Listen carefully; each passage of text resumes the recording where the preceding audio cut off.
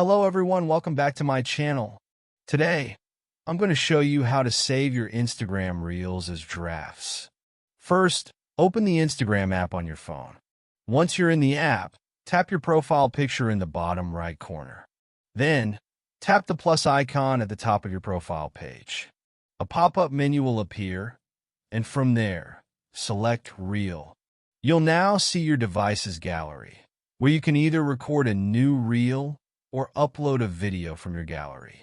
Edit your reel by adding music, text, stickers, or effects to make it your own. Once you're happy with your edits, tap the next button at the bottom of the screen. Now, you'll see the option to save as draft at the bottom. Simply tap on it, and your reel will be saved to your Reels Drafts folder. I hope this was helpful. Don't forget to like and subscribe for more tips and tricks. See you in the next video.